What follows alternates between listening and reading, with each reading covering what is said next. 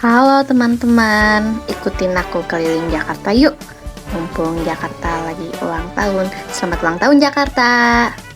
Baiklah, perkenalkan nama aku Intan Nazila dengan NIM 211211022. Pada hari ini aku ingin membuat video mengenai ikonik-ikonik apa aja sih yang ada di Jakarta. Let's go! Yang pertama, aku melewati kota Jembatan Intan nih. Kenapa namanya Jembatan Kota Intan? Karena letaknya dekat dengan salah satu bastion Kastil Batavia bernama Bastion Diamond atau Bastion Intan. Tidak jauh dari Jembatan Kota Intan, ada Museum Fathahillah nih guys. Di dalam Museum Fathahillah, kita bisa menemukan objek-objek peninggalan masa lalu Kerajaan Tarumanegara, Pajajaran, seperti Prestasi Tunggu, Prestasi Ciampea, dan lainnya. Selain itu, ada juga mebel antik yang berasal dari abad 17 sampai 19 dengan desain bergaya Eropa. Keren banget ya guys. Sejarah pembuatan Museum Fathahillah mulai dibangun pada tahun 1620 oleh Gubernur Jenderal Jan Pieterszoon Koen sebagai gedung balai kota kedua di tahun 1626. Tahun 1970, Museum Fathahillah ini ditetapkan sebagai bangunan cagar budaya. Namun, pada 30 Maret 1974, Gubernur DKI Jakarta Ali Sadikin merenovasi ulang gedung tersebut dan diresmikan sebagai Museum Sejarah atau Museum Fathahillah hingga saat ini.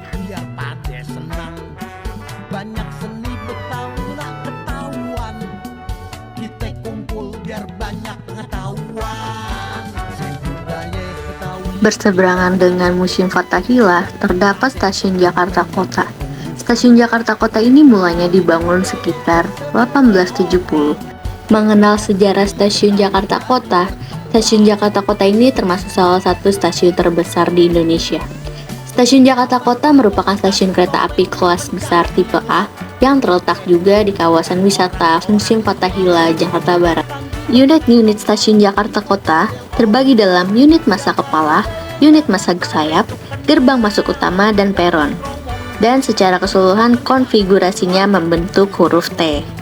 Selanjutnya ada kawasan Pasar Baru yang terletak di Jakarta Pusat. Pasar Baru dibangun tahun 1820 waktu Jakarta masih bernama Batavia. Beberapa menit dari Pasar Baru, kita menemukan kawasan Masjid Istiqlal yang tepatnya di Jakarta Pusat juga. Masjid Istiqlal ini merupakan masjid terbesar di Asia Tenggara dan masjid terbesar ke-6 di dunia dalam hal kapasitas jamaah. Masjid Istiqlal ini dibangun untuk memperingati kemerdekaan Indonesia. Masjid Nasional Indonesia ini diberi nama Istiqlal karena berbahasa Arab, artinya kemerdekaan. Tidak jauh dengan Masjid Istiqlal terdapat Gedung Filateli. Sejarah berdirinya Gedung Filateli yang terletak di kawasan Gambir, Jakarta Pusat dimulai ketika pemerintah kolonial Hindia Belanda yang pada saat itu dipimpin oleh Daendels memindahkan pemerintahan Batavia dari kota tua ke kawasan Waaltevreden. Di sebelah Gedung Filateli terdapat Gedung Kesenian Jakarta. Gedung Kesenian Jakarta adalah bangunan tua peninggalan bersejarah pemerintah Belanda yang hingga sekarang masih berdiri kokoh di Jakarta. Gedung tersebut merupakan tempat para seniman dan seluruh Nusantara mempertunjukkan hasil kreasi seninya seperti drama, teater, film, sastra, dan lain sebagainya. Ini dia gedung sekolah tertua di Jakarta, yaitu SMK Negeri 1 Jakarta dan SMA Negeri 1 Jakarta atau terkenalnya dengan Budi Utomo.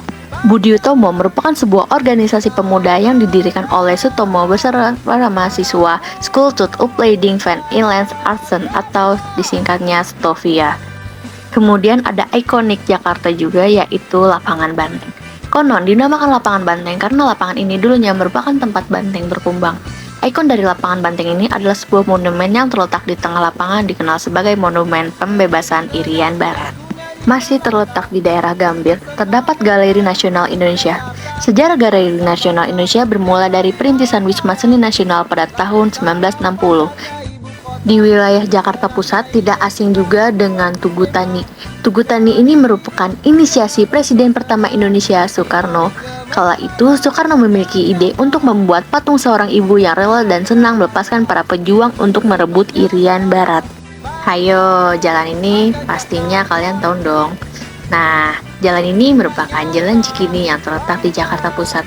Sejarah Cikini ini sudah ada sejak zaman kolonial Belanda, namun masih ditulis dengan ejaan Jikini.